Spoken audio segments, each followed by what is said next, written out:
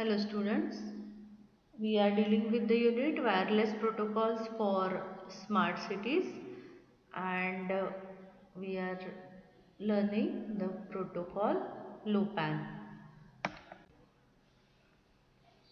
So we have seen the problem associated with IP for the LoWPAN and first problem was IP connectivity. Let us continue that point here. The second problem is topologies. LoWPANs must support various topologies including mesh and star. Mesh topologies imply multi-hop routing to a desired destination. In this case, intermediate devices act as packet forwarders at the link layer. Typically, these are full function devices that have more capabilities in terms of power, computation, etc.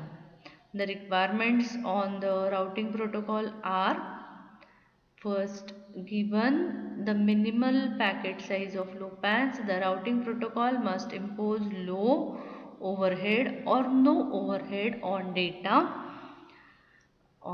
packets, hopefully independently of the number of hops. Then the routing protocol should have a low routing overhead balanced with topology changes and power conservation. The computation and memory requirements in the routing protocol should be minimal so to satisfy the low cost and low power objectives. Thus, storage and maintenance of large routing tables is detrimental. Support for network topologies in which either FFDs or RFDs may be battery or mains powered. This implies the appropriate considerations for routing in the presence of sleeping nodes.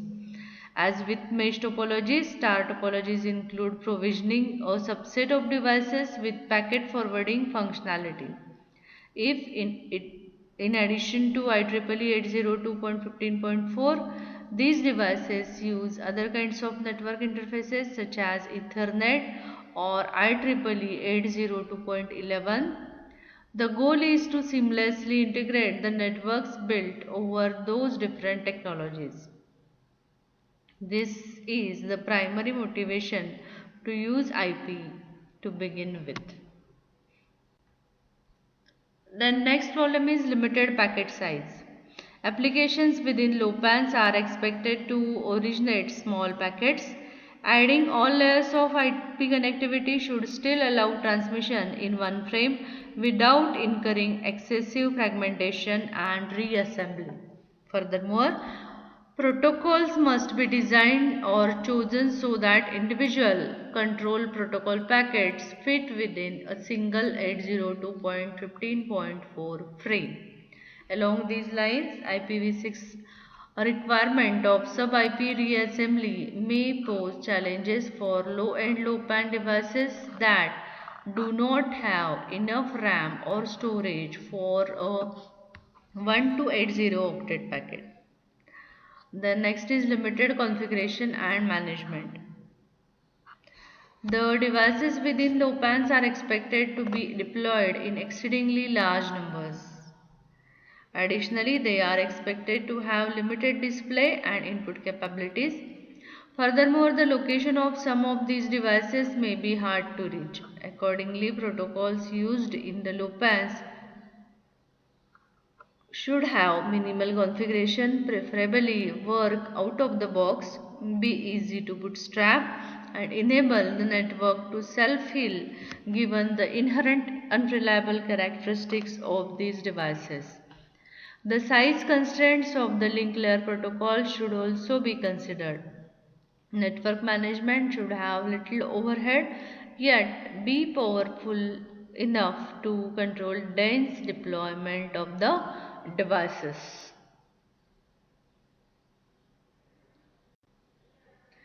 Next is service discovery. LoWPANs require simple service discovery network protocols to discover, control and maintain services provided by the devices. In some cases, especially in dense deployments, abstraction of several nodes to provide a service may be beneficial. In order to enable such features, new protocols may have to be designed. Next is security. IEEE 802.15.4 mandates link layer security based on AES, but it omits any details about the topics like bootstrapping, key management, and security at higher layers. Of course, a complete security solution for low-pan devices must consider application needs very carefully.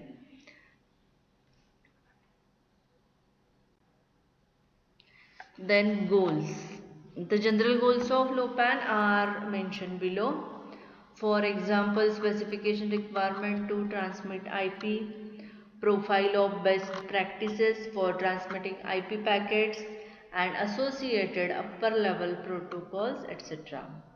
They also point at a work more relevant to other standard bodies, for example, desirable changes to or profiles relevant to IEEE 802.15.4 or W3C, that is Worldwide Consortium, etc.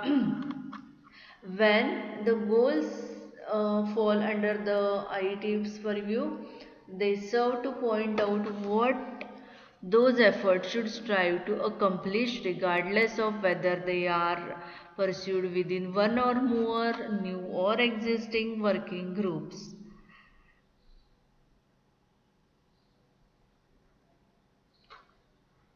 A common underlying goal is to reduce packet overhead, bandwidth consumption, processing requirements, and power consumption.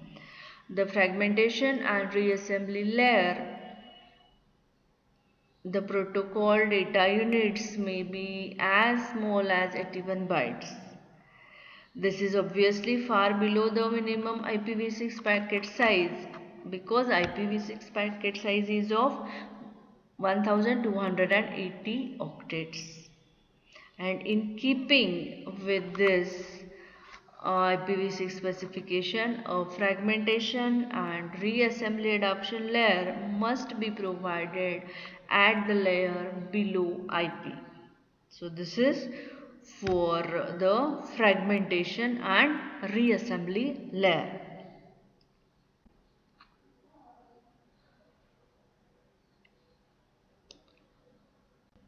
Next is mesh routing protocol. A routing protocol to support a multi-hop mesh network is necessary.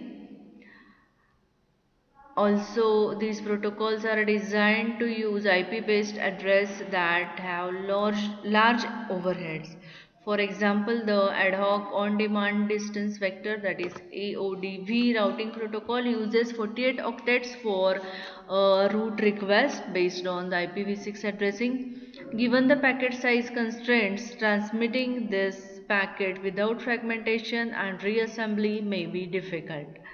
Thus, care should be taken when using existing routing protocols so that routing packets fit within a single IEEE 802.15.4 frame. Next, network management. One of the points of transmitting IPv6 packets is to reuse existing protocols as much as possible. Network management functionality is critical for low pans.